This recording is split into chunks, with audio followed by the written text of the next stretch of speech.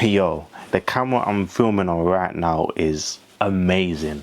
This is the Fujifilm X-S20 camera, and right now it's my favorite gadget in the game. I'm not gonna lie to you. Let me tell you why. This camera, yeah, it's so light. Firstly, it's just so light. I can't say more than enough than that. Now, this is compared to other cameras, right? When we talk about lightness, if this is going to be your first camera, then yes, it has some weight to it. But if you have held a camera, a DSLR mirrorless camera before, then this is on the lighter side of that scale. If not, ignore my point here. But it's a very portable camera. It has the capacity to fit in your pocket, assuming you don't put a massive lens on. Like I've got the kit lens on right now, and it's a big boy in some ways, so it won't fit in my pocket. But if I was to buy a little pancake lens like this thin, oh my days, this thing will just, I can just plop it out and put it in. Oh my days, it's amazing. So that's my first point. The second thing I want to say is the video quality itself for me is comparably amazing. Oh yeah. Me, myself, me, myself, me, myself, me, myself, me, myself. Should I get back in? Yeah. You got a second verse? What are you thinking? Mostly, yeah. Cool. Let's go for it, man. That chorus is dead. Again, that sounded, bro, I can't lie. It sounded good. I like it. Yeah. I need to renovate my personality. There were methods that my trauma developed when I was in the yard playing Final Fantasy battling. Only party that I had was there, never reality, fighting with my peers in school. Yo, so I'm looking at the footage, right? Some of you are gonna think, oh, they're the same. To be honest, they are similar looking footages. I think the best thing that I get out of this test here is the fact that one of my use cases for the camera is actually giving it to my team members who are not trained videographers and not trained at, you know, taking, like, using my equipment. Do you know what I mean? I want to give my equipment for them to use it. And so in giving people my equipment, one of the kind of things I look for is how easy is it to use for a beginner standpoint, but also how easy is it for me to get a good image without having to have the high amount of effort that I would put in if I was shooting. Do you know what I'm saying? And I do find that, like, this, my videographer, right? He's a videographer anyway, but he's never used a camera before. This was his first day ever using it. And honestly, like, him just using the basic auto settings with the Fujifilm X-S20, I'm very happy with this. Who knows what he would do if he had more power and more knowledge with the camera. Compared to the DJI, I think, you know, that camera just automatically is like quite an easy mode camera to use, other than the gimbal. I think the gimbal lets it down a bit, to be honest. Because of that gimbal setting, people don't know how to control it. They don't realize about the joystick. I think that kind of makes it harder to use the DJI compared to normal mirrorless cameras.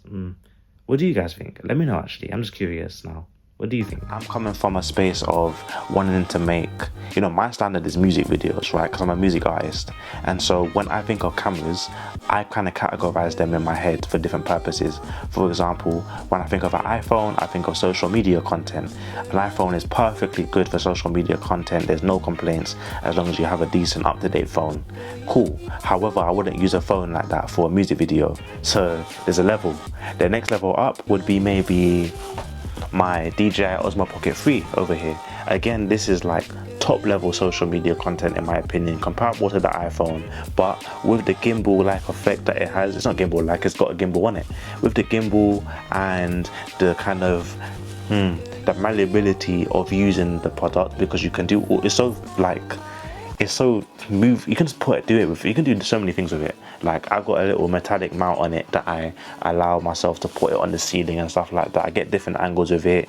It has these kind of AI tracking features in it to kind of follow me wherever I go. You can't really get that on iPhone, right? So it's kind of like the next step up. Now it's like we're coming into the territory of making really good vlogs, really interesting content, and you're doing it by yourself. So that's like the next level. The final level for me is, can it shoot a good music video and one will not complain about the quality? They will just not even notice the quality. That's my thing. If somebody is watching a video of mine and they don't notice that the quality is good, then that means that I'm doing my job, in my opinion.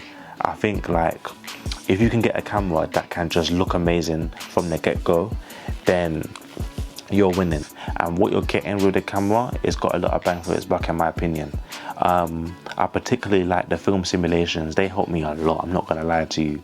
The film simulation thing, yeah, as a multi-hyphenate type of creative, yeah, that takes photos and videos, but of different types of different kinds, it's so helpful to me because I'm a kind of an unbrand type of guy. I'm not here shooting clients, I'm just shooting for myself. And so having film simulations, which are basically like pre-made filters, I guess you could say, so you're kind of doing the editing in advance. Like normally you'll take a picture, do it in like the flattest profile ever or whatever, and then or shoot in raw, and then you'll go into Lightroom or whatever your editing app is, and you'll start changing the colors. In this case, you're doing it all beforehand. So you're gonna say, okay, I'm gonna take this picture, but before the picture is even taken, the reds are gonna be at this level, the shadows and the highlights are gonna be like this. You're basically deciding in advance how your picture is gonna look. And that saves me so much time. There's so much time being saved because now I don't have to go into the editing room and start figuring out how to be a photo editor again. I don't want to. I like the idea of just doing things in advance. I can make nice cover arts in advance. What else can I do? The community is amazing in the sense that there's a nice like Fujifilm community that are all sharing these different recipes for film simulations. So there's different, like with the different filters that you can use, people are making their own custom settings, and you can just go on the Fujifilm app and find those settings and implement them into your own work. I think that's really cool. You don't really get that on other products, and I really like that kind of user-generated content type of thing we got going here. It's really cool, I'm not gonna lie to you. I love that about it. Yeah, that's top level for me. I think if there's any negative, it's only the fact that the app itself, yeah, the Fujifilm app that you can use sucks, bruv, in my opinion. It's laggy, it's freezing a lot. It doesn't always connect to my camera when I use it on my phone. If I have two devices that want to connect to the thing, yeah, I can't switch between the devices easily at all. Right now, I'm basically locked out of connecting it on my phone. Just because my iPad connected to it recently, my iPad connects to it fine, but now my phone never connects. It's really annoying, I'm not gonna lie. So it's like, things like that is just like, oh, mainly because I come from the DJI system, where if you have like one of these cameras, or one of these cameras, whoops, it's like everything just connects via the app perfectly on a DJI Mimo app. Like, it's so seamless. You can track your shots you can monitor your shots on your phone, you can control the camera with your phone, you can watch footage, download stuff quite quickly. With this app, it's not like that, I'm gonna be honest, it's really not like that. Everything's kind of sluggish and slow. It just makes me want to carry a SD card adapter and just take out the SD card and just transfer stuff, especially with the new phones being USB-C now. There's like no reason not to do that. It doesn't take as much effort anymore to transfer stuff, you know, wirelessly. Yeah, it's not as bad right now. So if I was you and you get this camera, just get a flipping reader from an adapter or something like that, and you'll be good. But yeah, I'm really enjoying the camera. I've done quite a few tests with it already. I've given it to my team and had them take photos of me and take videos of me. I've streamed with it as well. I've gone on TikTok live with it. I probably won't do that often. My use case really will just be kind of adventurous. You know, if I go on a show, like I'm doing a show, I want to film myself performing or something like that, I'll take this camera with me. If I'm just on the streets, I'm not going to be doing anything crazy, like heavy luggage type of stuff, I'll bring this camera with me and I'll just take shots for cover art and other content. I think this is going to be the best, you know, like artsy kind of piece of equipment that I've got, whereas all the other things, my DJI cameras and my iPhone, they'll mainly be used for content creation, just to be really quick and efficient. I think that's the difference between these two cameras. But I'm curious, if you've got a DSLR or mirrorless camera, how would you use the camera? How do you use the camera? Do you have any tips? I'd love to know in the comments below, especially not just for me, but for other people watching the video as well. I'm sure they're watching this thinking, oh, should I get this camera too? And I want to help them. So let's help each other out. Let me know what you think. Take care, and I'll see you soon. Okay? In a bit.